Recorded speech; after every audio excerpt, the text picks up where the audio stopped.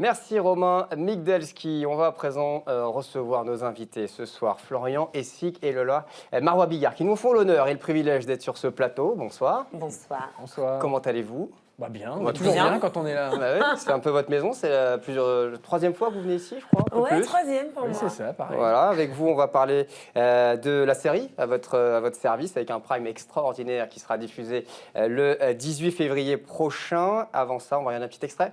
Allons-y. Allons-y.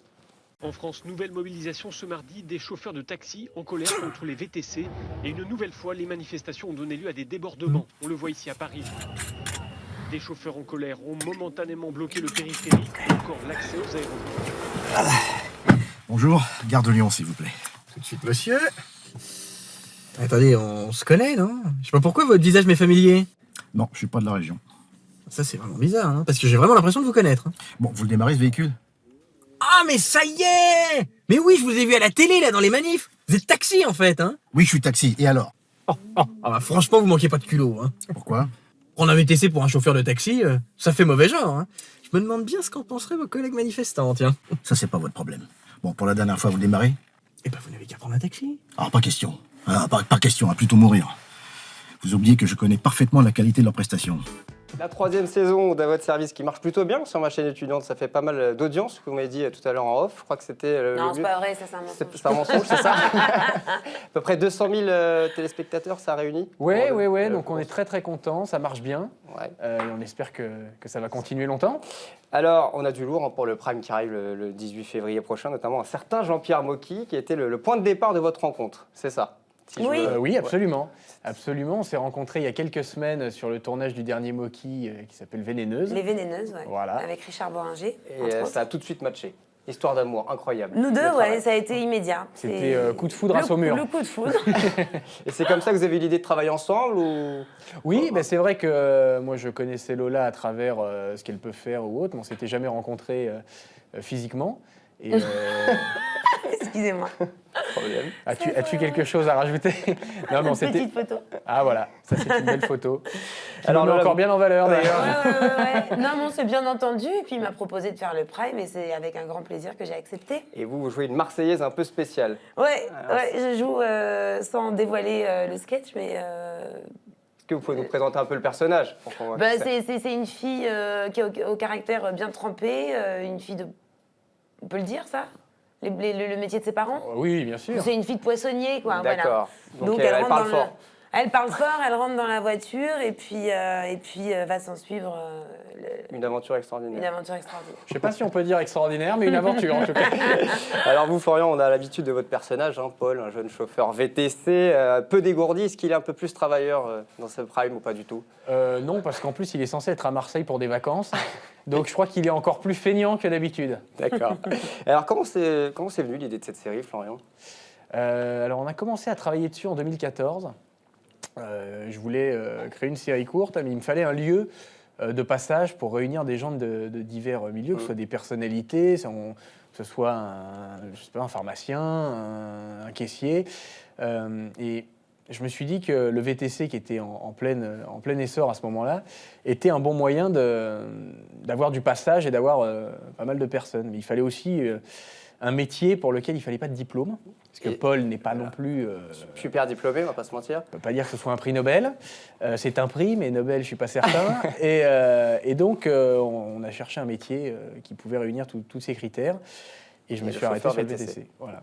Alors vous, Lola, vous avez eu votre premier rôle au cinéma cette année dans Cabanon Rose, Oui. c'est ça, avec Absolument. Jean-Pierre Mocky. Ouais. La série, c'est une expérience qui vous a plu. Vous pourrez renouveler cette expérience par la suite? La série, vous voulez dire votre télévisée? service ou d'une autre Ah série? oui, j'aime bien. Je suis absolument pas contre la télévision. Il se trouve que cette année, c'est plutôt le cinéma qui m'a ouvert ses portes, donc ça n'est pas pour me déplaire.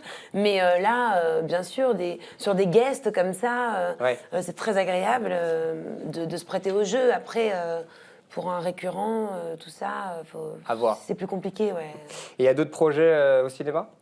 Bah, j'ai 2 films qui sortent. J'ai la chance d'avoir tourné dans le dernier film de Claude Lelouch qui Oui. s'appelle Chacun sa vie, D'accord, avec des grosses têtes d'affiche qui sort début mai. d'accord. Qui s'appelle Chacun sa vie, Chacun sa vie, de d'accord. Claude Lelouch. Ok. Et Vive la crise, qui sort le 3 mai aussi, donc entre les élections, qui est un film un petit peu visionnaire sur, Ah, très bien, beaucoup sur de une projets. certaine crise et voilà, une politique un petit peu bizarre. Une D'accord. comédie.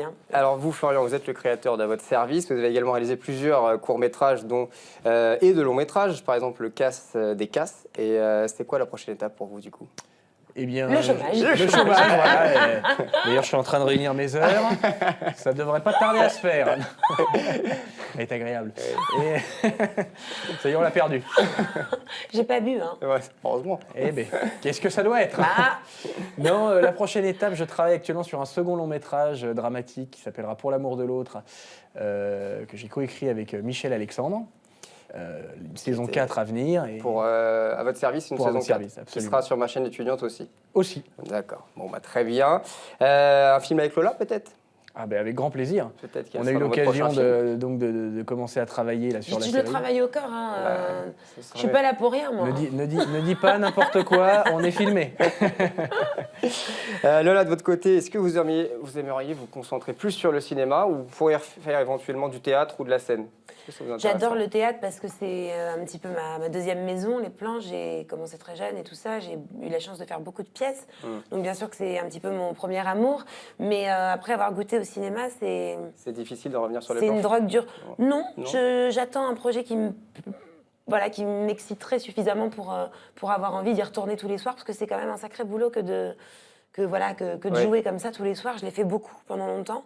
Et le cinéma est un petit peu plus reposant, mine de rien. Et puis j'ai beaucoup aimé les expériences cinématographiques. On n'a que pas la j'ai- pression du public. On n'a pas la pression du public, mais ça me manque. Hein, On a la pression ça de me Florian, manque. par contre. Oui, oui, Ouais. la pression de Florian, elle est... Il est dur comme réalisateur ou pas? Non, il n'est pas dur, mais il sait ce qu'il veut et j'aime bien, moi. Il a l'air pourtant, là. Là, je le regarde. Vas-y. Non, mais moi, il me passe tous mes caprices, alors c'est pas pareil, il n'est pas objectif. Non, mais on se marre bien tout en travaillant, et c'est ça qu'il faut. Il ne faut pas perdre de vue qu'on n'est C'est pas là important. pour faire 50 prises et que... Il ne faut surtout pas perdre de vue, ce que certains ont perdu depuis longtemps, qu'on ne sauve pas des vies non plus, et qu'on est là avant tout pour s'amuser. Ouais. Et pour C'est faire rire. Exactement. Et ça, je pense que ce serait bien qu'il y en ait qui... Alors, il y a pas Ouais. mal de personnalités, vous le disiez, hein, dans cette série. Comment, du coup, on arrive à attirer autant de personnalités dans votre service? Ben, c'est toujours plus facile une fois que la série est lancée et qu'elle fonctionne. Après, on y arrive en développant des rôles, en appelant des personnalités avec qui on a déjà travaillé, qu'on connaît. Après, on en rencontre d'autres. Voilà. De toute façon, Lola pourra le dire. C'est Du bouche à oreille c'est une ou- famille, ouais, oui, c'est famille. ça. On s'en parle. Bien sûr, et puis il faut pas oublier aussi en fait qu'on fait un métier qui est pas si simple que ça et que même les gens qu'on pense inaccessibles ou très connus, ils ont envie de tourner, ils ont envie de bosser. Et quand, en fait, moi je dis toujours, un comédien, on l'attrape avec un bon synopsis, avec un joli rôle, quoi, quelque chose qui bon réveille scénario. notre ego et notre envie de le faire. Et quand tout à coup tu lis le truc et que tu as envie de le faire, quel que soit le projet, Alors, je on pense sait- qu'on y va. ouais, on sait que vous avez tourné avec Gérard Depardieu, par exemple, dans le film de Jean-Pierre Mocky, Le Rustre et le Juge. Est-ce qu'il y aurait eu une possibilité de voir Gérard Depardieu dans votre service? On s'interdit rien. Donc, je ne sais pas si Gérard fréquente les VTC, mais il est le bienvenu. J'invite Gérard à rejoindre la série quand il le veut. Ça serait une belle surprise, en tout cas. Ça serait magnifique. Ce serait une belle Ce serait surprise. incroyable. J'aimerais bien aussi quelqu'un comme Michael Youn. Je trouve que ce serait Ouais, il vachement est sympa. top. Et ben voilà, l'appel est lancé. Et voilà, donc, Il est top, ouais. Michael, si tu nous écoutes, On est là. On a vu que Jean-Marie Bigard a joué un rôle aussi dans votre série À votre service. Il a joué un gendarme. C'est ça, un policier. Un policier, plus précisément, excusez-moi.